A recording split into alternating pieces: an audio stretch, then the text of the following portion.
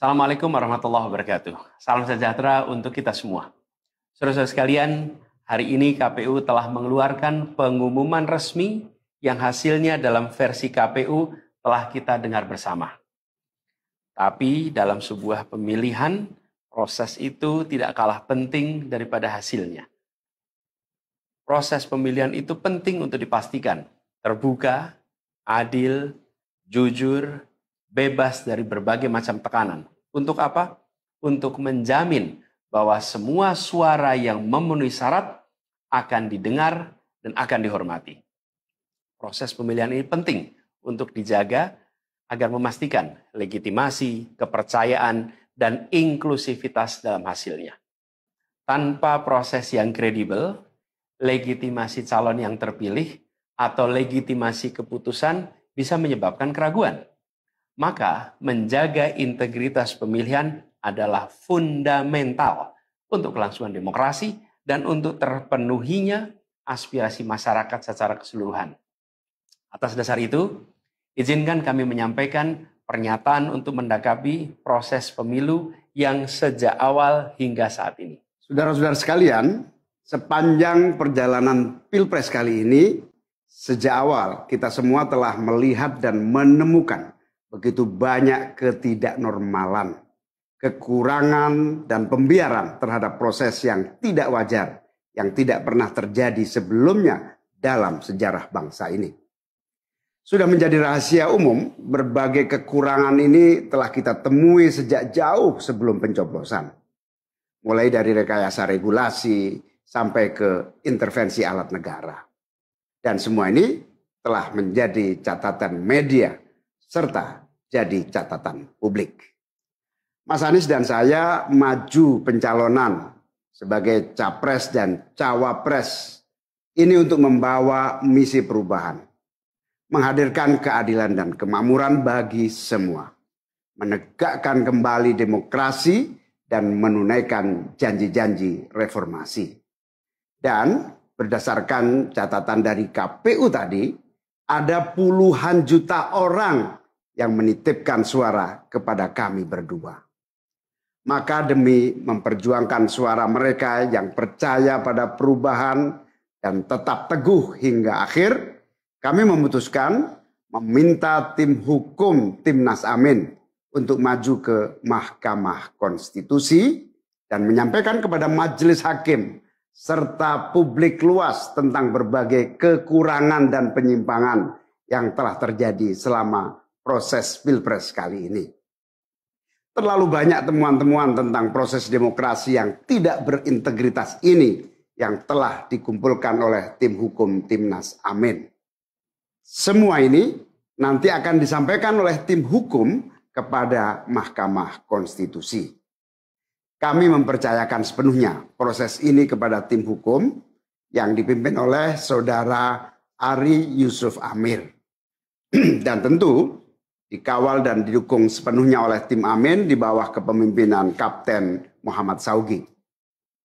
Kami menyerukan kepada seluruh relawan dan pendukung, mari kita dukung sepenuhnya tim hukum berjuang di jalan konstitusional yang telah tersedia secara sah.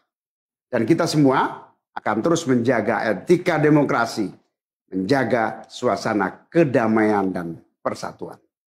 Saudara-saudara sekalian, kepemimpinan yang lahir dari proses yang ternodai dengan penyimpangan, dengan kecurangan, akan menghasilkan rejim yang outputnya nanti, keluarannya nanti adalah kebijakan-kebijakan yang penuh dengan ketidakadilan. Dan ini yang tidak ingin kita temui di Indonesia. Kita tidak ingin ini terjadi.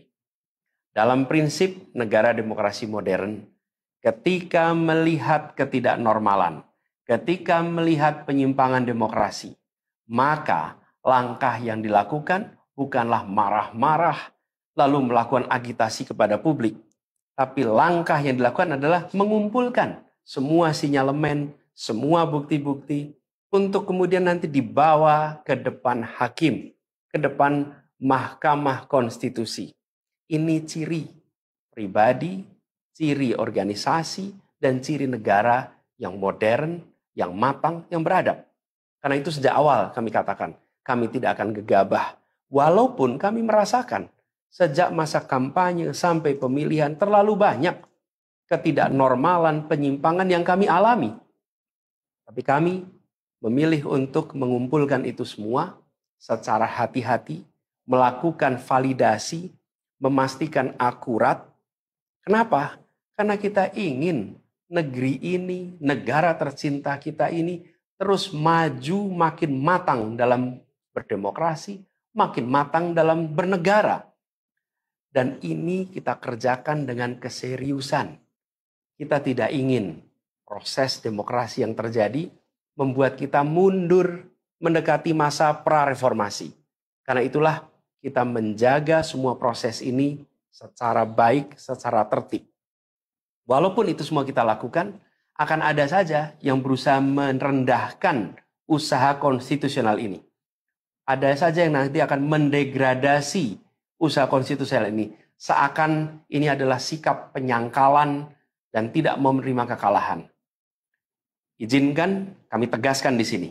Kami tidak ingin membiarkan penyimpangan atas demokrasi itu berlalu tak ditantang. Kami tidak ingin penyimpangan itu berlalu tanpa catatan.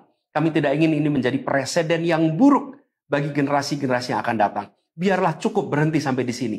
Jangan ada pembiaran. Bila penyimpangan, pelanggaran dibiarkan, dia menjadi kebiasaan. Bila kebiasaan dibiarkan, dia menjadi budaya. Kita tidak ingin budaya demokrasi kita penuh dengan ketidaknormalan.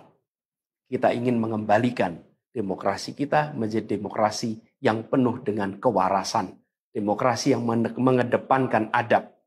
Ini yang harus kita kerjakan. Karena itulah kenapa kita memilih jalur ini. Karena kita ingin agar pengalaman ini nantinya tidak menular. Tidak menular kemana? Ke pemilihan-pemilihan berikutnya. Baik pilpres, nanti akan ada ratusan pilkada, akan ada pileg tingkat 1, tingkat 2, yang tidak boleh mengalami yang pernah kita saksikan sama-sama. Walaupun kami sadar, kita ini dalam situasi yang tidak normal. Banyak yang menyampaikan kepada kami bahwa kemungkinan untuk bisa mendapatkan keadilan itu kemungkinannya amat kecil. Berbagai pihak mengatakan ini lembaga-lembaga negara yang terkait penyelenggaraan pemilu, terkait penyelenggaraan sengketa, telah terkooptasi oleh oknum-oknum yang sudah terbukti melanggar etik.